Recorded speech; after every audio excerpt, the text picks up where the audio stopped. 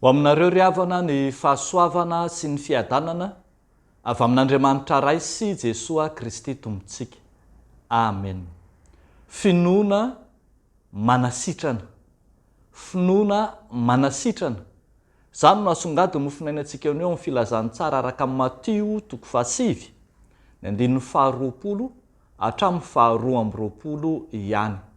Vakitsika amin'ny anaran'i Jesosy manao hoe: ary indro nisy vehivavy anankiray izay efa narary 12 taona, nakeo ivony ka nanendry ny somotra viavin-dambany.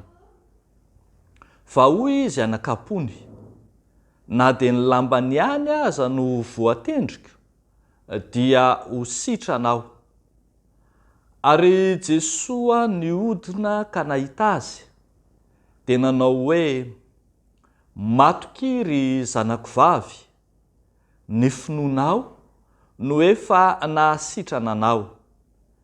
Dia sitrana ilay vehivavy tamin'izay ora izay. Ray Masino, manamasina anay amin'ny fahamarinana, ny teninao no fahamarinana. Amen. Finoana manasitrana. Samy mitantara ny nanasitranan'i Jesosy ity vehivavy narary nandritra 12 taona ity, ny filazantsara sinoptika Matio, Marka, Luka. Eto amin'ity Matio izay vakintsika ity no ahitantsika ny filazana fohy indrindra.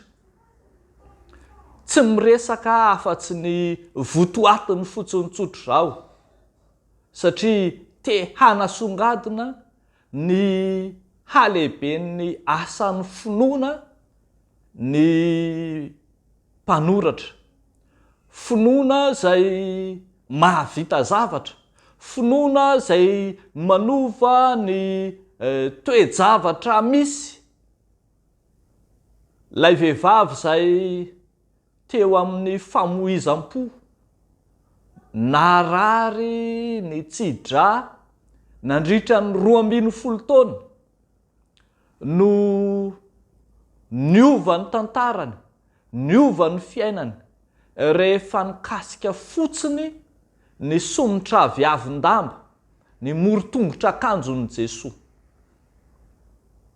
Rehefa vakintsika tsara ny fanazavana ny mofinaina eto, dia mahita isika fa ny halehiben'ny finoana tao anatiny no tena nanasitrana azy. Zinona moa ny morotongotra akanjo no hitondra fanasitranana, fa lehibe lavitra noho ny fikasiana ny vatan'i Jesosy, ny tenan'i Jesosy, ny akanjon'i Jesosy, ny finoana tao anatiny. Mbola vao nandalo fotsiny Jesosy ao anaty vahoaka maro, dia efa niariary lehibe ny finoany fa ho sitrana izy.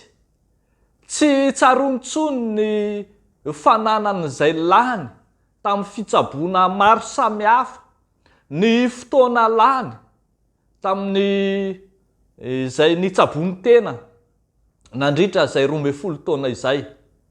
Fa mino kosa izy fa raha vao mikasika fotsiny an' Jesosy aza dia ho sitrana izy. Lehibe ny finoana.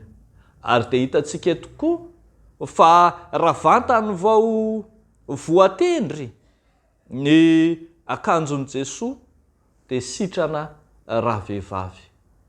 Ny fitantarana hafa dia naneo amintsika fanasitranana roa lafy.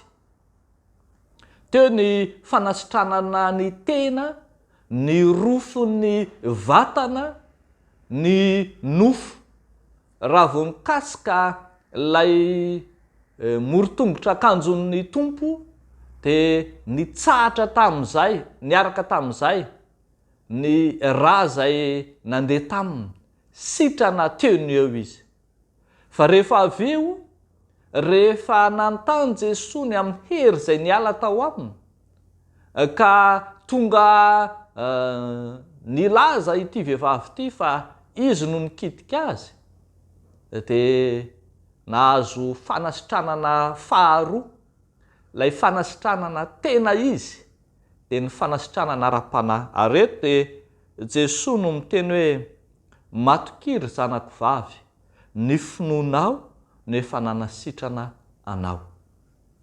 Ireo rehetra na rary, na ara-nofo, na ara-tsaina, na ara-panahy ka nanatona an Jesosy, dia hitantsika fa samy nahazo fanasitranana taminy avokoa rehefa nino. Lehibe ny finiavan'ny Zakaiosy te hiona tamin'i Jesosy, ka dia indro nositran'i Jesosy ny aretin'ara-bola izay nikiky ny fiainany. Rehefa nanana finoana ilay vehivavy mpanota ka nandraraka ny menaka manitra tamin'ny tompo, dia voavela ny elony be, ary dia notenen'ny tompo fa izay voavela tamin'ny kely dia kely fitiavana. Eny, ireo rehetra nino fahositrana tahaka n'ilay jamba izay nasain'ny tompo nanasa ny masony tany amin'ny farihy Siloamo, dia nino izy na dia mbola tsy nahita azy, ka dia nahazo fanasitranana.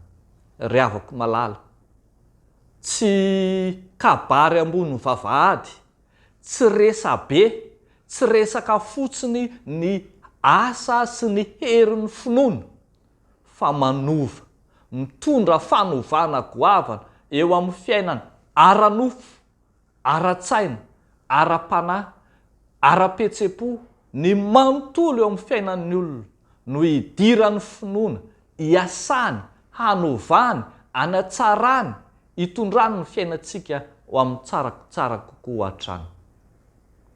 Ry havako malala ao amin'ny tompo, mety mandalo na dia anankiray fotsiny amin'ireny toe-javatra samy hafa mpahazo ny olombelona ireny koa ny fiainanao. Mety manana olana ara-bola ianao, mety manana olana ara-pianakaviana, mety manana aretina mitaiza, mety manana olana ara-panahy, adi-panahy lehibe. Ny finoana an Jesosy Kristy dia mahavaha-olana.